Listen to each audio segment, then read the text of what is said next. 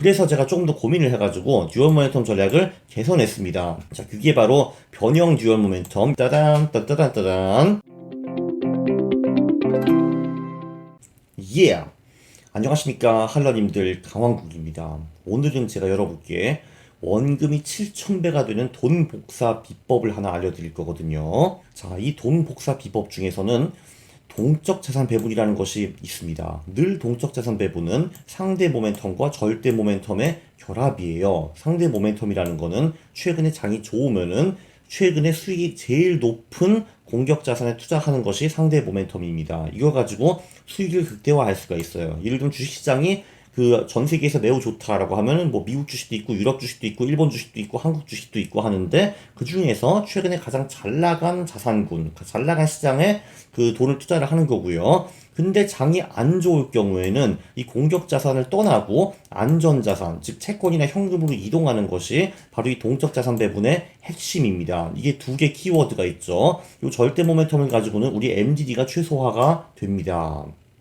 자, 그런데 이 간단한 아이디어에서 50개 이상의 전략이 파생이 됩니다. 그 이유는 뭐냐 하면은 구체적으로 장이 좋다 안 좋다를 어떻게 구분할 것인가, 이게 하나의 문제가 있고요. 최근 수익의 그 최근의 정의는 뭐냐, 한 달이요, 석 달이요, 6개월이요, 1년이요, 이런 게 있고, 공격 자산에는 어떤 자산을 포함할 것인가, 안전 자산에는 어떤 자산을 포함할 것인가, 그리고 장이 좋으면 공격 자산, 그리고 장이 나쁘면 안전 자산에 투자를 하는데 구체적으로 이 스위칭을 어떻게 하는 것인가, 이제 이런 곳에서 50개 이상의 전략이 파생이 됩니다.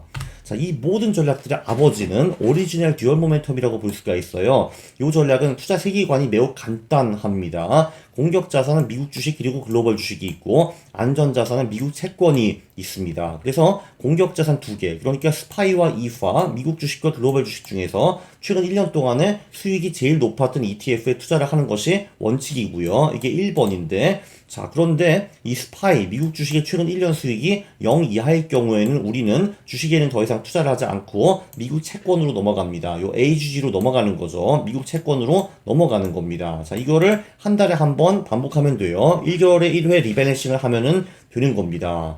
자, 이렇게 투자를 하면은 연봉이 수익이 14.3% 나왔고요. MD가 19.6% 나오고, 그리고, 원금이 그래도 1970년부터 지금까지 그래도 1000배는 넘었습니다. 1500배 정도 된 것 같네요. 그래서 이건 좋기는 좋아요. 이 전략이 꽤 괜찮기는 한데, 얘가 문제가 뭐냐 하면은, 올해 얘가 무너졌습니다. 왜냐하면은 안전자산에 대한 고민이 좀 부족해요. 이 전략은 주식이 안 좋으면 안전자산으로 도망가는 자세, 이 자세는 굉장히 좋습니다. 근데 듀얼 모멘텀은 안전자산이 딱 하나밖에 없잖아요. 그게 AGG라는 ETF인데 얘가 올해 완전히 무너졌습니다. 보시다시피 이게 최근 2년 동안에 한 마이너스 20% 이상 떨어진 거를 볼 수가 있고요. 특히 뭐 이게 언제야, 그러니까 2022년에 들어가면서 그 하락이 더 급격화됐다라는 걸 볼 수가 있습니다. 왜냐면 아무래도 미국 연준이 금리를 계속 올리니까 이런 채권 ETF들은 피해를 볼 수밖에 없죠. 그래서 제가 조금 더 고민을 해가지고 듀얼 모멘텀 전략을 개선했습니다. 따단, 따단, 따단. 자, 그게 바로 변형 듀얼 모멘텀, 영어로는 modified 듀얼 모멘텀이라고 제가 그냥 이름을 지었습니다. 자, 안전 자산에 투자하는 방식을 제가 개선을 했어요. 자, 일단 공격 자산은 똑같이 스파이와 이파입니다. 그리고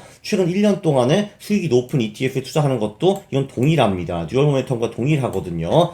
자, 그런데 스파이의 최근 1년 수익이 0 이하면요, 우리는 8개 채권 중에서 최근 6개월 동안에 수익이 제일 높았던 3개 채권을 매수를 하는 거고요. 자, 근데 여기서 포인트는 뭐냐 하면은, 자, 그럼 1위, 2위, 3위가 나오잖아요. 자, 1위, 2위, 3위가 있는데 얘네들의 6개월 수익이 0 이하일 경우에는 그 비중은 우리는 현금으로 보유를 합니다. 자, 그러니까 우리는 현금 비율이 0%, 33%, 66%, 100%가 될 수가 있는 거죠. 그러니까 보통 때는 주식에 투자하는 거 맞아요. 스파이 또는 이파에 투자를 하는데 보통은 10년 동안에 한 7년 정도는 주식에 투자를 하게 되더라고요. 자, 나머지 3년은 안전자산으로 기어 들어가야 되는데, 자, 이때 우리는 8개 채권 중에서 최근 6개월 동안에 수익이 제일 높았던 3개 채권에 들어가되, 이 3개도 최근 6개월 수익이 0 이하면은 우리는 그냥 현금으로 들어간다, 요런 얘기였습니다.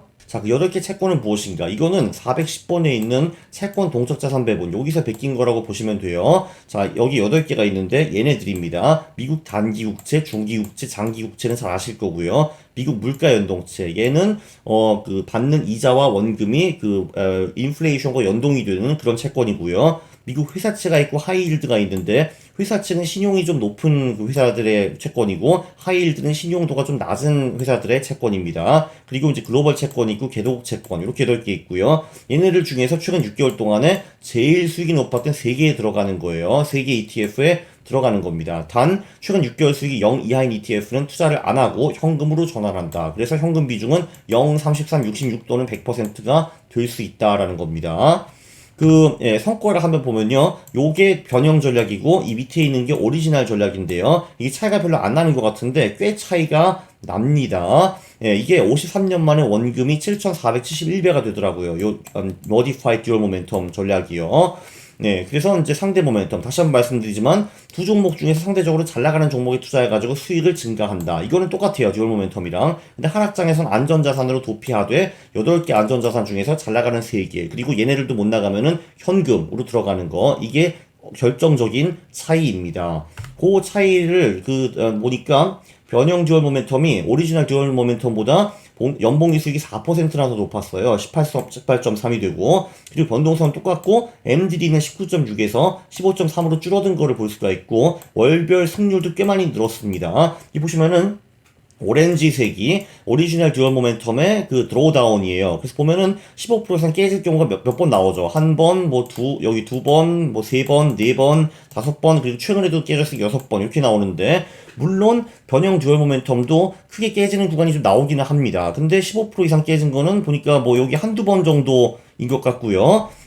그래서 결론적으로 깨질 때도 오리지널 듀얼 모멘텀보다 훨씬 덜 깨진다라는 거를 볼 수가 있습니다. 변형 듀얼 모멘텀 굿, 오리지널 듀얼 모멘텀은 좋긴 한데 좀 떨어진다라고 볼 수가 있어요. 자, 요약을 하면은 듀얼 모멘텀 자체도 좋은 전략이다. 근데 안전자산에 대한 고민이 부족하다. 무조건 안전자산을 AGG로 갖다 박으면 큰일 날 수가 있다. 올해 같은 경우 굉장히 많은 돈을 잃었다. 그래서 안전자산을 8개로 확대를 하고 그 중에 3개에 분산 투자를 하는 건데, 이놈들도 최근 수익이 안 좋을 경우에는 현금으로 전환해 버린다. 그러면은 주식, 채권 둘 다 죽쓰는 장도 충분히 버틸 수 있다. 이런 겁니다.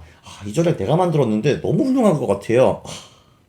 이 영상 너무 유익하죠. 그렇죠. 그러면은 동의를 하시면은 구독을 해주시고 널리 퍼뜨리시고, 그리고 좋아요를 눌러주시기 바랍니다. 싫어요를 누르시면 제가 매우 싫어합니다. 감사합니다.